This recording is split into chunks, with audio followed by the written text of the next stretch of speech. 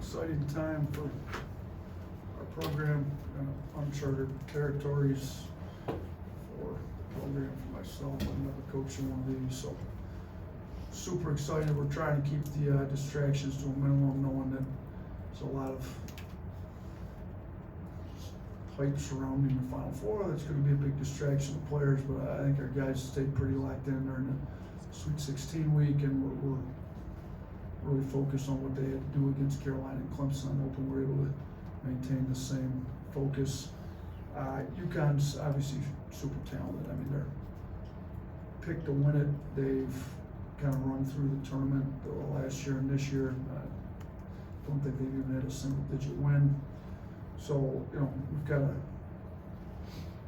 daunting task in front of us, but, you know, we're going to give our guys a game plan, and they've done a pretty good job getting locked in the scouting reports here these last 4 games in the tournament. And, you know, we're going to give them a game plan that'll give us a chance, and we're going to have to make some shots. UConn's going to need to miss some shots. You know, we're going to try to play the way we play. We're not going to change our style. We're going to try to play fast. You know, UConn's transition game's elite, so it's not like they're going to slow it down on us. When they get in the half court, their sets run a little longer. So if you guys that have gotten all into analytics, look, and their tempo is slow, like it shows on KenPom, it's more because their half court sets are pretty elaborate and take some time. It's not because they don't run. Like if you watch their 30-0 run on Illinois, they get out and run. So our transition D's got to be great. They will run on you. It's just if they don't get a layup, then they probably run the best sets of anybody I've seen all year. So we've got to do a great job in transition. We got to do a great job guarding the half court. We got to do a great job rebounding it because they get you on the O boards. They've got the we had the #1 offense in the country for a while.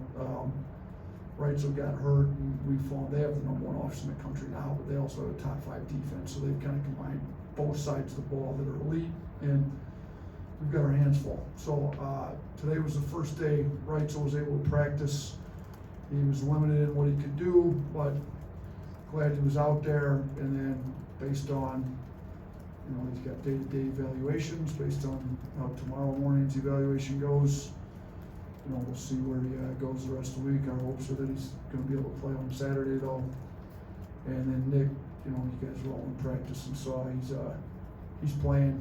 He's tough. He's kind of gotten through this foot injury that he's had, and you know, I thought he looked pretty good in practice today. So, you know, and nobody's going to be 100% at this time of year. We know that. Just some guys are a little more banged up than others at this point. Charlie. Coach, I just want to ask about Klingon, what you see from him, what stands out, and how does a guy like Irwin kind of give you guys a look at practice being 42? Yeah, I mean, Irwin was an SEC Player of the Year. Scored pretty well in the post. He's not young like Klingon. He's not near as big, so he can't give us a exact look, but it gives us a pretty good look on a lot of post players in practice. So it's nice that we've got Irwin, you know, as a great assistant that's able to kind of go in the scout team sometimes. But look, so our analytics company, they kind of ran the numbers. Like Zach Edey's the most efficient post player in the country. We played against him. He's obviously really good. Klingon's the second most efficient post player in the country. Like the points per chance when he gets the ball in the post, they're second best in the country behind Edey. So we've got our hands full. You know, Baycat was good. We played against some of the best bigs in the country. You know, at the non-conference, we had Edey, Ballo, Kalkbrenner. You know, we've had Tennessee, Adu. We've had Tolu Smith. We just played against Baycat with North Carolina. But Klingon's a little different. He's not quite as big as Edey, but he's bigger than the rest of those guys. And he passes really well. So, you know, if you don't double him, we've had issues guarding the post. If you double him, he passes well. Like, you gotta pick your poison a little bit. We're still trying to figure out exactly what we want to do with that, but, you know, you have to mix it up. I mean, if you give really good players the same thing over and over and over again, they figure it out. He's been pretty good past now. Some teams have been good playing one-on-one, but they've also had a little bit bigger rim protection, you know, and we've been good with kind of mixing it up a little bit, maybe like we did with Baycat. So we're still looking at all that stuff. And we're just starting to put the scout in. We've got 3 more days of practice before we play to actually get it all in. Nick. Yeah, Nate Pringle, how has his defense improved these last few games, or how have you seen his defense evolve this season? He moves well. He's been playing tough. I mean, like double-digit rebounds. We've given him a little bit of help with, kind of trapping the post a little bit. Some of them maybe struggling on defense is some on us not putting him in the right spots all the time too. Like kind of us trying to figure out what works best with him. But he's given us everything he's got these last 4 games. I think he's rebounded really well. He's battled in there with some of the better big. I mean, you look at the last 2 games. I mean, Baycott and PJ Hall, maybe the 2 best bigs in the ACC, and he kind of battled them head to head, both games and didn't back down at all. So, maybe should have been helping him with some doubles and a little more digging down a little bit of that, because he's strong, he's athletic, and he's just not as big maybe as someone, but he moves his feet better and he can move. So we had to play to his strengths a little bit more. I think we're figuring it out better late than never, but he's been significantly better for us over this tournament run for sure. Nate, I'm going to try to ask this correct way. So, as you know, the Final Four is so huge, it's almost like a championship in and of itself. So it's like reaching that, right? So here you are. Is there some kind of, the only word I can think of is relaxation, it may not be the right word, to the team in that you've made it here, now let's just let loose, let's play like we play, let the chips fall where they may kind of thing, right? Yeah, there's a little bit of that, especially somebody showed me where the 4th largest point spread going in the Final Four in history. So, nobody's going to pick us to win. Kind of playing with house money a little bit, if you will. But, our guys, we weren't supposed to beat Clemson, we weren't supposed to beat North Carolina. A lot of people are picking against us because of Grand Canyon. I mean, I get it. Like, our defense hasn't been good all year. You need a good defense to win in the postseason. But I think if you go run the numbers on our 4 games, if you take out from the time we got up 31 on Charleston, just take those minutes out, because our guys relaxed a little bit, as human nature will allow you to do when you're up 31. Now, I'm not saying it's right, and I wish we had, and I wish we'd done a better job closing that game against Charleston. But if you take out the time from when we got up 31 on them and look at the rest of the minutes in this tournament, our defense has been pretty good. Not UConn's level good, but pretty good. So, if you take a top 3 offense, and when we were healthy, we had number 1 offense for the majority of the year, and put it together with a top 20 or 30 defense, you'd be pretty good.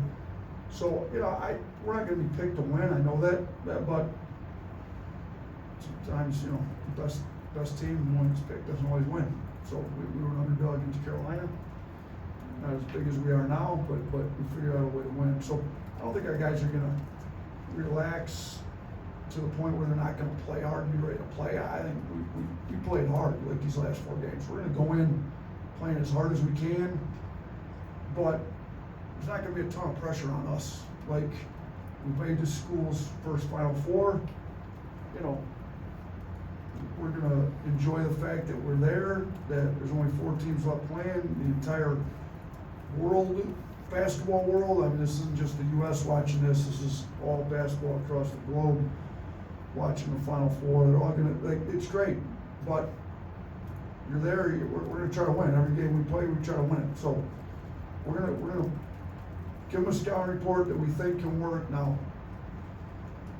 there's been a lot of really good scouting reports that went into the game and then didn't look so good after the game. But we're gonna put one together that I think is gonna be good, and our guys are gonna play hard. They're gonna give it what they got, and we're gonna try to win the game. Obviously, they're good. So I don't know that there's gonna be a relaxation, but there's gonna be we shouldn't be playing nervous. We should be playing free, hard, max effort, but with some confidence, knowing that we've got here, but also a little bit of freedom, if you will. John. When you were recruiting Mark Sears, did you think that he could be such a dominant player at this level? He didn't have to carry the team a whole lot last season. He obviously has a lot this year. I mean, he didn't have any high major scholarships coming out of high school. We probably screwed up and didn't offer him out of high school. It's probably not a problem. We did screw up. He goes to Ohio. He's pretty good. I was in that league. I called a lot of coaches in the league. They said, "Yeah, he's good enough for you." Nobody told me he's going to be this good. I didn't think he was going to be this good when we got him. Even last year, I think he surprised a lot of people being the second leading scorer on the #1 team in the country. But I mean, he's literally improved every single summer, from like high school to prep school to freshman year. Didn't shoot well his freshman year, sophomore year. Like he keeps improving. But that's because he works. I mean, he gets in the gym and really works. Like we're at the last week of the season. We practiced yesterday morning. He's back in here in the afternoon. I went down and he's in at night. Like he comes in and works. So did I think he was going to be this good? Look, nobody did. Maybe his mom did, but I don't think anybody. His dad's pretty confident too. He's got a great family. I don't think anybody thought like the most outstanding player in the regionals to send us to the Final Four. That would have been a little. But I'll say this: when he did get here and started playing live last summer, he was better than I thought. Better point guard, better at everything. Really shot it well, and he's just continued to improve in all aspects. And I really think his leadership and his defense have significantly improved here over the last month, which has enabled us to get what we're getting. If his leadership and defense don't improve like it has, we're not playing right now. Our season's over. Because of that, we're still playing, and he's as good all-around guard as there is in the country over the last month or so. Tony. Y'all are one of the biggest underdogs, point spread wise, in the last 50 years. You guys Fourth largest, I are heard, tied right? for fourth, yeah. Yeah. Do you guys use that as a? I didn't know that until I was walking in here, so we will definitely use that though. All the slights that everybody had going into the other games, our players took note, and we were never, what was it, 11.5? Is that what somebody showed me? 11.5. Yeah. We were never that big of an underdog. What was our, what were we against Carolina? 4.5. 4.5? 27 points off. It's a lot of points in the spread. 11.5's a lot.